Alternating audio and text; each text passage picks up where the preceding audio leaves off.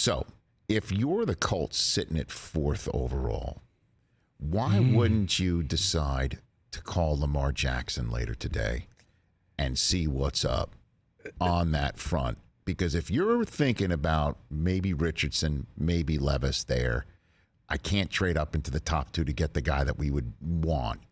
If you're thinking about maybe I'm taking an unproven commodity, albeit at the very beginning of their career, the very beginning of their contracts, why wouldn't you just tap the phone digits for Lamar Jackson today? I mean, it would be intriguing, and it would have to be something that Shane Steichen would want to do in terms of like that style of quarterback. He has success with Jalen Hurts. You've seen what Jalen Hurts has been able to do. Lamar Jackson is a more dynamic version of that. The one thing in Jalen Hurts' family, man, ultimate leader, people speak highly of Lamar Jackson, his teammates, and all those other things. Yes. But then the contract.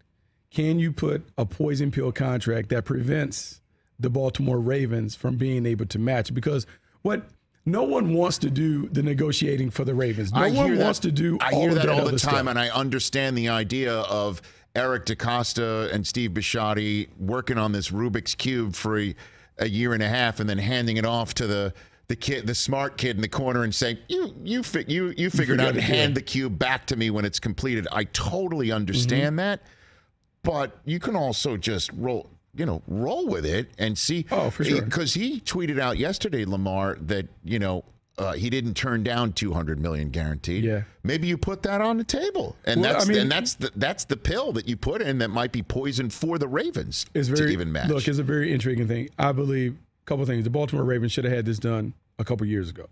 Like, you want to do it because now we're going to see all these quarterbacks come up: Herbert, Burrow, Trevor Lawrence. They're going to be, after year 3, they're going to get paid because before the price, Watson's contract existed. Look, it's going to go up. And I understand Lamar Jackson's contention over Deshaun Watson's deal, because he looks at his resume compared to Deshaun Watson's resume and say, look, that should be the floor of what I'm getting. But it's a negotiation, so both guys have to kind of go back and forth and figure out what their final number is. But it has to be big. It certainly doesn't help that Daniel Jones comes in at well over 40 and all that other stuff. But it's interesting because if you're the Colts, do you feel like if I sign the big deal with Lamar Jackson, yes, do we have enough to then win? Because once the quarterback gets paid, it puts more pressure on the front office to fill the team with draft picks. Do you feel good enough about the structure of the program that we can win right now as is and bring young guys? Would you?